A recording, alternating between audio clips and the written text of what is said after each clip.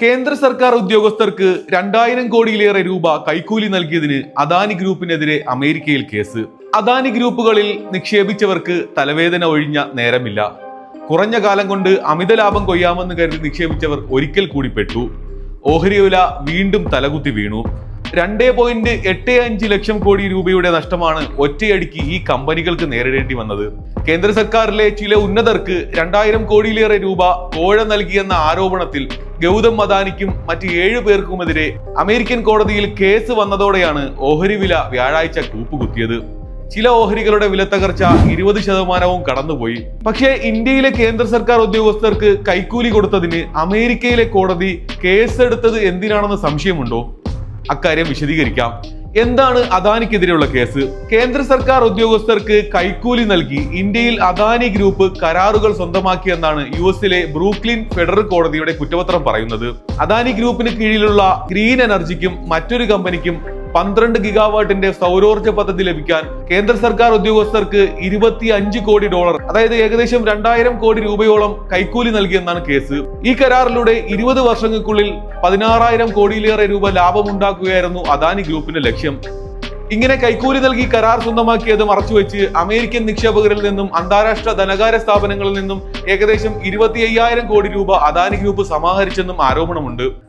കേന്ദ്ര സർക്കാരിന് കീഴിലുള്ള സോളാർ എനർജി കോർപ്പറേഷൻ ഓഫ് ഇന്ത്യക്ക് 12 ഗിഗാവാട്ടിന്റെ സോളാർ കറണ്ട് നൽകാനായി അദാനി ഗ്രൂപ്പും അഷുർ പവർ എന്ന കമ്പനിയും കരാർ നേടിയതാണ് സംഭവങ്ങളുടെ തുടക്കം. സോളാർ കറണ്ട് വാങ്ങാൻ ഇന്ത്യയിൽ ആളെ കിട്ടാതായതോടെ അദാനി ഗ്രൂപ്പ് മറ്റൊരു ഓഫർ മുന്നോട്ട് വെച്ചു. കേന്ദ്ര സർക്കാരിലെ ഉന്നതന്മാർക്ക് 2000 കോടി രൂപ കൈക്കൂലി തരും. പകരം സോളാർ വൈദ്യുതി വാങ്ങാൻ സംസ്ഥാനങ്ങളിലെ ഇലക്ട്രിസിറ്റി ബോർഡുകളെ നിർബന്ധിക്കണം. വിവിധ സംസ്ഥാനങ്ങളിലെ ഇലക്ട്രിസിറ്റി ബോർഡുകൾ ഇത്തരത്തിൽ വൈദ്യുതി വാങ്ങാൻ നിർബന്ധിതരായെന്നാണ് ആരോപണം. 2020-നും 2024-നും ഇടയിലാണ് കൈക്കൂലി വിതരണം നടന്നത്. തങ്ങളുടെ പങ്ക് വെളിപ്പെടാതിരിക്കാൻ രഹസ്യ കോഡുകളിലാണ് ഗൗതം അദാനിയും സംഘവും അറിയപ്പെട്ടതെന്നും കേസിലെ വിചിത്രമായ കാര്യങ്ങളായി കോടതി ചൂണ്ടിക്കാട്ടുന്നു. ബിഗ്മാൻ എന്ന അർത്ഥം വരുന്ന നുമേറ ഉനോ എന്ന കോഡ് നാമമാണ് ഗൗതം അദാനിക്ക് ഉണ്ടായിരുന്നത്. ആശയവിനിമയം മുഴുവനും എൻക്രിപ്റ്റഡ് രൂപത്തിൽ. എന്നാൽ 2022-ൽ അഷുർ പവറിന്റെ സിഇഒ മാറിയതോടെയാണ് കള്ളി വെളിച്ചത്തായതെന്നും US കുറ്റപത്രത്തിൽ ആരോപിക്കുന്നു. ഇന്ത്യയിൽ കൈക്കൂലി കൊടുത്തതിന് US-ൽ കേസെടുത്തത് എന്തിനാണ്? അമേരിക്കൻ നിക്ഷേപകരിൽ നിന്നുള്ള വമ്പൻ മൂലധന സമാഹരണ ലക്ഷ്യമിട്ടാണ് ഗൗതം അദാനിയും കൂട്ടരും ഇന്ത്യയിലെ കരാർ സ്വന്തമാക്കിയതെന്നാണ് ആരോപണം. ഇത് സംബന്ധിച്ച ഇടപാടുകൾ ന്യൂയോർക്കിലെ ഈസ്റ്റേൺ ഡിസ്ട്രിക്ട് പരിധിയിലാണ് നടന്നത്.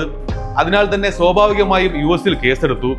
വ്യാജരേഖകൾ ചമച്ചാണ് US-ൽ ബോണ്ടുകൾ ഇറക്കിയതെന്നും കുറ്റപത്രത്തിൽ ആരോപിക്കുന്നു. കൈക്കൂലി കൊടുത്തത് മറ്റൊരു രാജ്യത്താണെങ്കിലും ഇതിൽ അമേരിക്കൻ നിക്ഷേപകർക്കോ വിപണിക്കോ ബന്ധമുണ്ടെങ്കിൽ കേസെടുക്കാമെന്നാണ് US നിയമം അനുശാസിക്കുന്നത്. ഫോറിൻ കറപ്റ്റ് പ്രാക്ടീസസ് ആക്ട് പ്രകാരമുള്ള വിവിധ കുറ്റങ്ങളാണ് ചുമത്തിയിരിക്കുന്നത്. നേരത്തെ പുറത്തു വന്ന ഹിൻഡൻബർഗ് റിപ്പോർട്ടിനേക്കാൾ ഗുരുതരമായ ആരോപണങ്ങളാണ് ഇപ്പോഴത്തേതെന്നാണ് വിദഗ്ധർ പറയുന്നത്. എന്നാൽ US ആരോപണങ്ങളെല്ലാം തെറ്റാണെന്നാണ് അദാനി ഗ്രൂപ്പിന്റെ പ്രതികരണം.